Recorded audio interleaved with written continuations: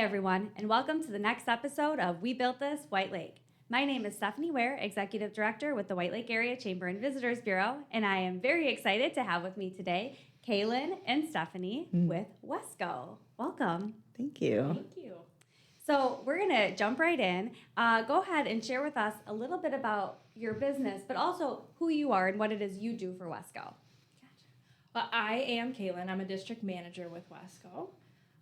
A little bit about myself or what I do with Wesco is I oversee a group of stores in the area. I oversee 10 managers, 8 locations, kind of go in and just visit and see how the store is doing and how we can help develop and grow them. Wesco as a business, I think everybody kind of knows what Wesco is in the area, but it's a local gas station chain that's been around for 73 years now. That's kind of a little bit about what I do. Thank you. Yeah, I'm Stephanie Wagner. Also live in the White Lake community, so excited to be here today. I am the Leadership and Development Manager at Wesco. So I'm responsible for our leadership programs that we put our assistant managers in training through, but also finding other areas to grow and develop our people is really my focus. And yeah, like she said, we are a chain within the West Michigan primarily area, but we go as far north as Benzonia, as far south as Water, Jacksonville, Coloma. Does that sound right? Waterville, Coloma, and then east is Adrian. Okay, So east is southeast Adrian. Okay. Yep. All right, we got 56 locations, but I've been at this 6 years, and it's hard to keep it all together sometimes. Well, we're always growing. We are. We're always We're on adding our buildings. yeah, we're on our way to adding another one. We sure are. Also have 9 Subway locations Yes. that we oversee as well. Oh, I didn't know that. Yeah. So, and as someone who grew up in West Michigan, I thought everybody had a Wesco. Mm. So I was very heartbroken when I went away to college and there was no Wesco because that's an experience. So when they don't have a Wesco, you have to go somewhere else. And I'm like, but I know what our Wescos are like. What do you mean you don't have Wesco? Right. Well, okay, so go ahead and tell us a little bit about how it started, where it all began, the history of Wesco. Sure. Been in business since 1952. We are family owned and operated, which is super unique and special for our company. We're currently on our 3rd generation of ownership, JJ and Nancy. Wonderful people. And we, again, started in 1952. Bud Westgate, he needed a career path after World War II. I learned this. And he saw an opportunity in fuel retail, so he bought 3 used gas pumps at $25 a piece. Wow.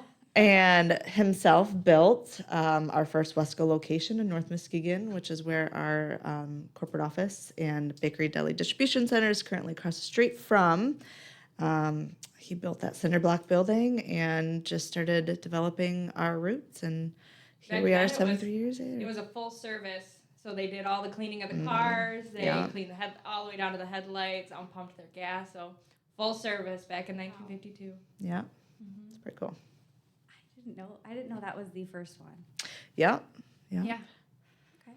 I don't know what one was our second, but The second one was actually the one off the highway on Apple Avenue. Okay. So they, that's back when they built the interstate there. So they were nervous that, Bud Westgate was nervous that it was going to pull traffic away from the original Wesco. So he bought a building back over there and it did really well. That building, unfortunately, is no longer there because it was rebuilt a few years ago. Okay. But both of them ended up doing really well, and then they ended up continuing to develop. Wow, That's that's awesome. amazing. All right. Okay, so 3 gas pumps for $25 a piece. yes, If only we could sell. Wow, what a they are much time. more than that now. Much more than that. I'm sure. So over the last 73 years? Yeah. Okay. We just had our birthday, March 14th. Oh, Yes. that's amazing. Okay, see, because it feels like last year it was the 70th, so 3 years Okay. went by since I thought we had the 70th for Wesco. So Right. here we are. Yeah. Over those 73 years, what are some of the biggest hurdles that you would say the business has had to overcome? Yeah. I'll share a little please. bit on 2020. I think was a difficult year for everybody. We as Wesco associates, we got the opportunity to be essential workers in that area. So I think it was a hurdle that we had to get over. But at the same time, like it was a huge opportunity for us to provide for our communities. Like we're a business that stays open 365 days a year, 24 hours a day. It was really nice to be able to be open for maybe a mom who couldn't go to a grocery store and get a gallon of milk, or somebody who really needs gas to be able to get to their essential job as well. Like, I thought it was a really good opportunity for Wesco to still provide for our community. Yeah, yeah. And, we really had to rally our people, rally through that uncertainty. Our associates were scared. Our leadership felt more stretched and challenged than they ever had before. So it was just really, empowering, I think, too, and building a sense of community and showing up as essential workers. And, we're here to serve our communities. We're here to take care of our people. We got this. So, yeah. Yeah, also, we've been in business for 73 years, and when somebody hears of a gas station, it's not necessarily, Wesco isn't what you think of a normal gas station. Like, the perception of a gas station is somewhere just get in and out, kind of dirty, kind of people don't care about you, but when you go to Wesco, you're welcomed with a smile. Tons of options available for you. We really strive to be the best in cleanliness as well, and good customer service, speed of service, getting people in and out the door, but still with the best experience that they can. So I think that Wesco has really high standards with that, and kind of overcoming that stigma of dirty gas station. Definitely a challenge. And you see that, though, if you go into a Wesco, you do see that there's a difference. Yeah. My home Wesco, I guess you could say, the Wesco closest to my house. It's like, no, I do know that team, and it is What always team? warm and friendly. Benston. Benson. Yeah. Benson Okay. Wesco, which is also where the breakfast pizza is. Oh, yeah. Very, very lucky All right. for that. Yeah. Love some Wesco breakfast pizza. It's amazing. And great team there. They Shout out do. Rob and Jen. Yes, they have an amazing store and an amazing group of people there. They Yeah. do. So, of course, with 73 years, there are hurdles, but we always hope and know that there are way more victories than that. Sure. So, can you speak to some of the victories over that time? So I asked one of our co-presidents this question yesterday. I had a few moments to speak with him, and we have a lot of wins. We're still in business, third generation, 73 years. We're doing a lot of things amazing, a lot of things well. He claims, and I fully love it and believe it, and I told him I'm even more in love with Wesco, that our greatest victory is when somebody chooses to make a career at Wesco, finds a home at Wesco, finds purpose in their job, is committed to serving our customers, our communities, our associates, our team members. And when somebody really engages in that vision with us and really lives and breathes it, that is our greatest victory, is our people. So that was pretty cool. Victory. Yeah. That's a really great victory. Yeah. I think also still the opportunity to continue to develop locations and build our business, trying to get into different communities. Like we said, we have a build at the end of the year in a different community. And I just think that having the opportunity in 73 years of business, it's a very rare opportunity, and I think we're very lucky to have that. Absolutely. We're lucky in general. We have strong roots. We have strong core values. We call them our unifying principles. We live and breathe our mission and our vision, and I feel a lot of Wesco associates are aligned to that. So, carrying that out every single day too, huge victory. That's great. Those are amazing victories. Yeah. So, how has your business or organization, and we've kind of hit on it a little bit. So, how would you say Wesco has impacted the community? Ooh. In huge different ways. That's one thing that I think we really continue to get better at every single year, is really getting our locations into our communities. I know the Wesco's in this area, I know, are very good at getting out into the community, but being able to give back to local schools, being able to, sometimes we go to elderly homes, just being able to get a foot in the door. We have a really great outside in program where we're able to participate in events in the area. We have a local youth sports program where our stores can pick a local sports where they can help the youth and bring them snacks and still get their face out in the community. Also, every fall we have a really good opportunity. We have our roundup option at our registers where the locations get to pick a local food pantry in the area that they're able to give back to, and Wesco matches a certain dollar amount of what we give back. So I think that that's a huge opportunity for us to give back to the community. Yeah, we're really cemented in that. Like part of our brand is setting up in small communities, and we're passionate in getting to know our communities and getting out there and giving back in whatever way. Kay mentioned the Outside In program, where it's designed in the perfect world where our store leadership team and associates engage in a minimum of 10% of their time within the community. So we have that as an expectation for our store managers, which is really special. But yeah, we're very, very community focused, and it really works for us and the family vibe that I think we put out there.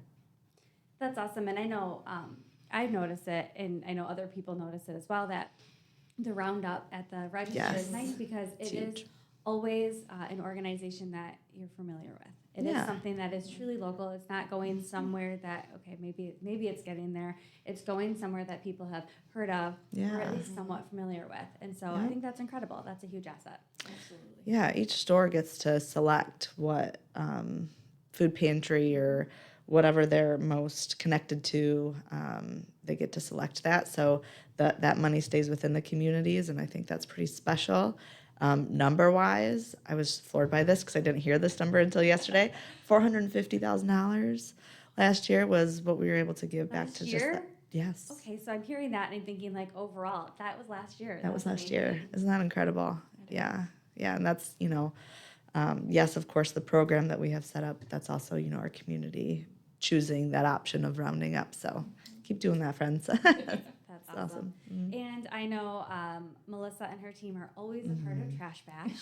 Okay. So that's coming up in April. So I fully expect to see. Yeah. We always do a good probably 8 to 15 of them, depending on the year, show up from Wesco and help with the Trash Bash, which is a huge community cleanup out here. So Yes. Yeah, she's very engaged. Shout out Melissa and team. Yes, absolutely. Yes, she is. And also, I know our Montague Wesco is very involved with Pumpkin Fest. They always come out there and bring warm beverages. So there's always some form of like a cappuccino and a hot cocoa samples and donut holes during Pumpkin Fest. Yeah. Doug and Sarah and their team, very, very engaged as well. Shout out to Doug, too. They just got number 1 in QPass, which for us, nobody knows what QPass means on this call. But that is an acronym that we use. We have different metrics that we pay attention to, and we rank our stores for performance in those different metrics. And they got number 1 for the entire company for the whole year last year. So shout out team. Shout out Doug and team. Yeah. What would you say is a parting message, something that you want people to know about Wesco as a whole? I mean, we could probably both think through that one. For me, Wesco has just incredible roots. We know that. We are truly here to live our mission. Putting you first keeps us going. That's our vision. We have a mission. And that comes through in our leadership development programs that we are, I think, industry leaders in what we offer within that. Where we build that servant mentality at all levels within our organization. We hands down are people first. That's our first unifying principle, is to believe in people. We promote from within, and we really build a strong culture through many ways, but living and breathing, I think those unifying principles is the way that we stay true to who we are, we serve our people, and just make great workplaces that people are happy to be part of. I think she hit it on the nail, honestly. Like, really living and breathing our mission at the end of the day to be the best place in the world to work and shop. Like, that's our goal, is to create that for our customers and for our associates. So just kind of sharing that with the world and letting them know that Wesco's the place to go and the place to be.